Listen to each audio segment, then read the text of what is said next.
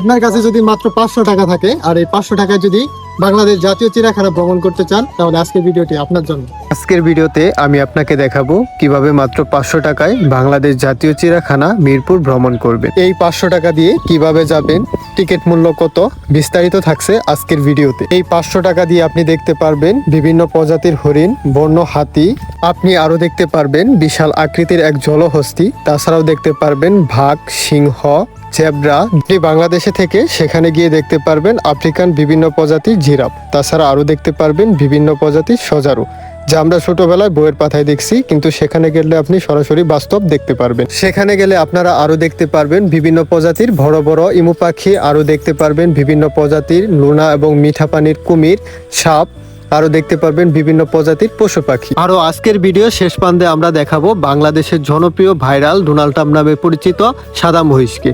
আজকের ভিডিওতে আপনারা সম্পূর্ণ ভ্রমণ গাইড পাবেন বাংলাদেশ জাতীয় চিড়িয়াখানা নিয়ে। তো সবাইকে বলবো ভিডিওটা শুরু থেকে শেষ পর্যন্ত দেখার জন্য।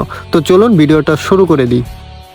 বাংলাদেশ জাতীয় চিড়িয়াখানা আসার জন্য আপনারা প্রথমে দেশের যে কোনো প্রান্ত থেকে চলে আসবেন মিরপুর 1। আর মিরপুর 1-এ আসার পর আপনারা অনেক রিক্সা পাবেন, জনপ্রতি 20 টাকা করে নিবে। সরাসরি আপনাদের নিয়ে আসবে হচ্ছে মিরপুর জাতীয় চিড়িয়াখানার গেটে, আর ওটা হচ্ছে টিকিট কাউন্টার। এখন আমরা ওইখান থেকে টিকিট কেটে ভিতরে প্রবেশ করব। আর টিকিট মূল্য কত অবশ্যই আপনাদের জানিয়ে দিব। আর জনপ্রতি 50 টাকা দিয়ে টিকিট করার পর আপনারা ভিতরে প্রবেশ করতে পারবেন। আর ভিতরে প্রবেশ করলেই আপনার চোখের সামনে পড়বে এরকম রাস্তা।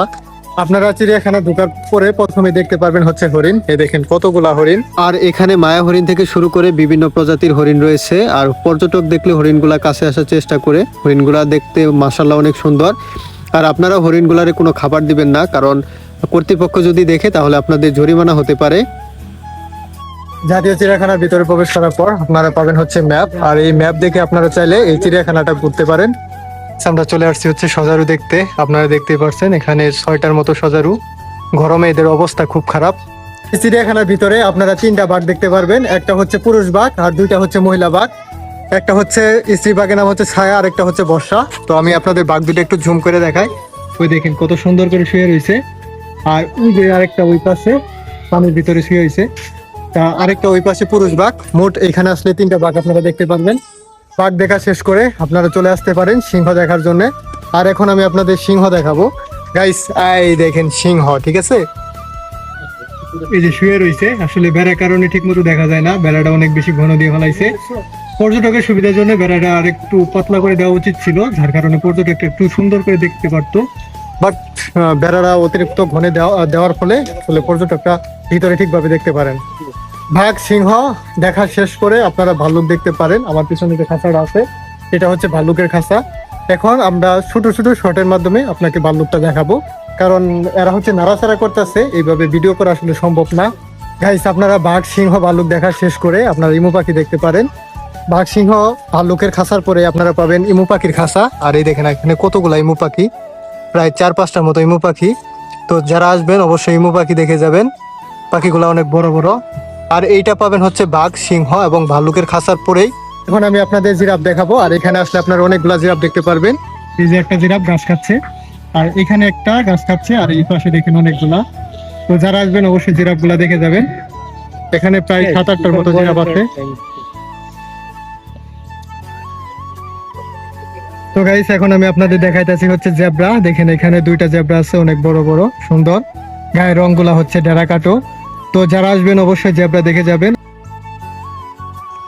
গাইস এখানে আসলে অনেক ঘোড়াও দেখতে পারবেন। তো আপনাদের ঘোড়া দেখাইতেছি।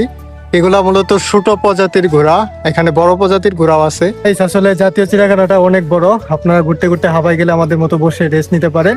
আর খাবারের বিষয় আপনারা বাইরে থেকেও খাবার আনতে পারেন, ভিতরেও খাইতে পারেন।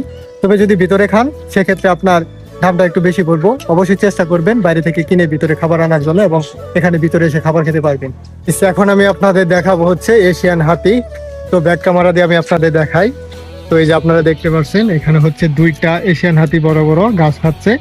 আর প্রচুর পরিমাণে দর্শক এই হাতি দেখতেছে। তখন আমি আপনাদের দূর থেকে হাতি দেখাইছি, এখন একদম কাছ থেকে হাতি দেখাবো।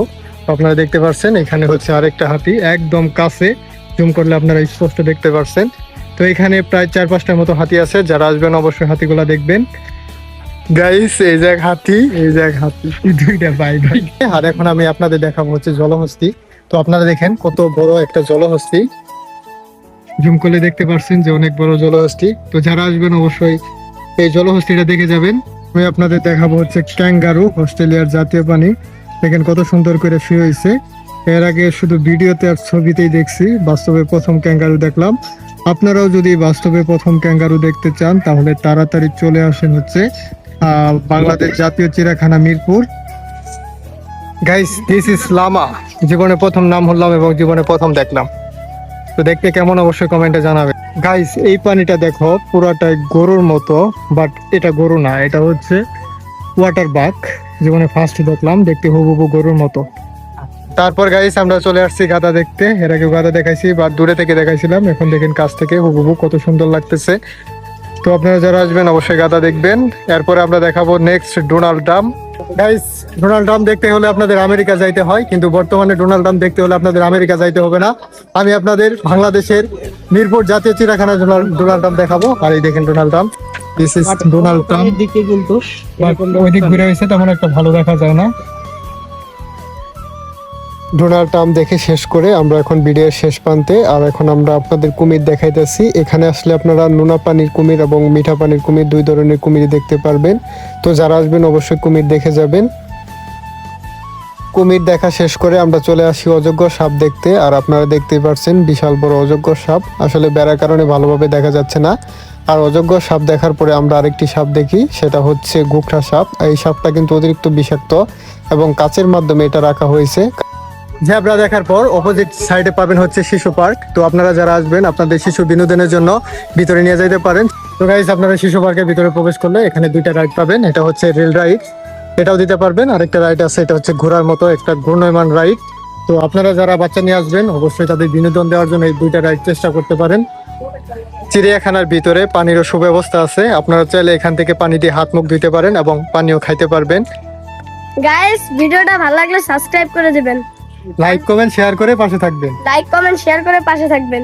আজকের ভিডিও এই পর্যন্তই। যদি ভিডিওটি ভালো লাগে লাইক কমেন্ট শেয়ার এবং সাবস্ক্রাইব করে দিবেন, কারণ একটা ভিডিও বানাইতে অনেক কষ্ট হয়। আর আপনারা যদি লাইক কমেন্ট শেয়ার এবং সাবস্ক্রাইব করেন তাহলে নতুন ভিডিও বানানোর জন্য অনুপ্রেরণা পাই। তো ধন্যবাদ সবাইকে ভিডিওটি দেখার জন্য। সবাই ভালো থাকবেন, দেখা হবে পরবর্তী নতুন কোনো ভিডিওতে। টাটা, আল্লাহ হাফেজ।